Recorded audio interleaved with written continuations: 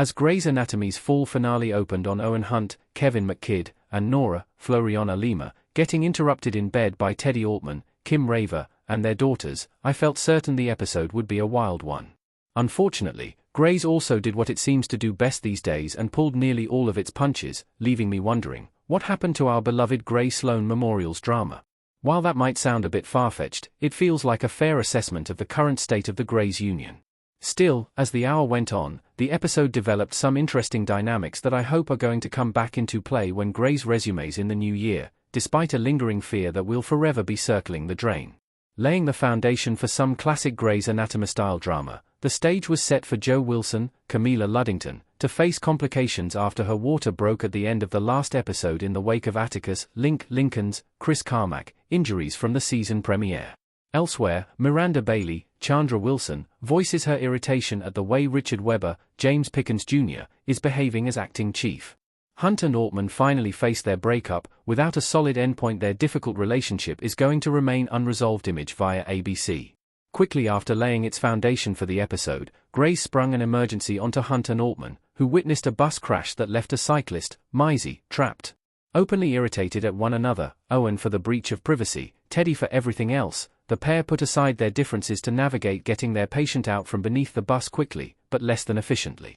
With a winding story about her now ex-boyfriend splitting up with her for reasons that seem stupid in hindsight, Maisie keeps Teddy and Owen's contentious relationship top of mind, especially when Altman makes the decision to crawl beneath the bus before it's fully stabilized, risking her life and Owen's sanity. Once they arrive back at Grey Sloan with Maisie, the pair struggles to find any kind of balance in their awkward interactions. Their build seems rife for a fight that, frankly, Teddy and Owen deserve to have. Instead, the former couple tearfully worked through their issues to a point, then left things unresolved and underwhelming.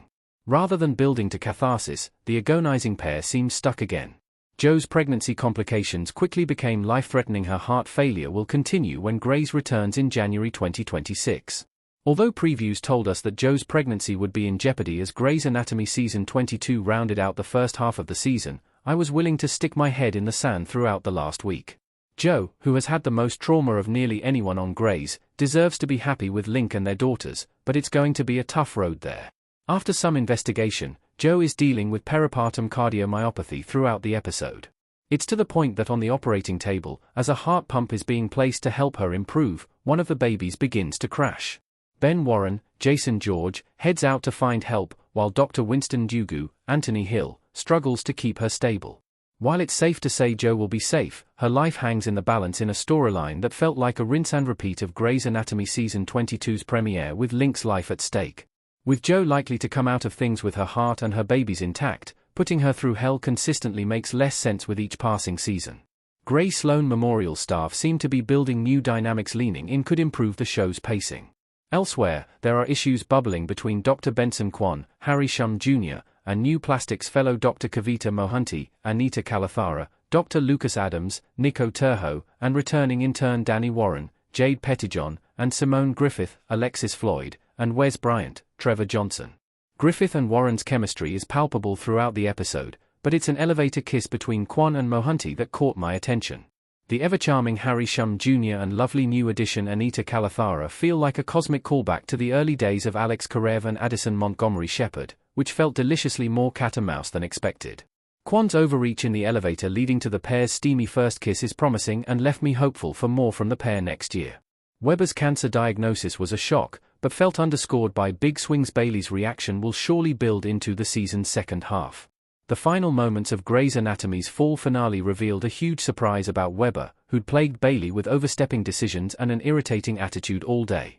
When Bailey works up the nerve to talk to her mentor and friend, Webber reveals his diagnosis, cancer, without much more detail surrounding it.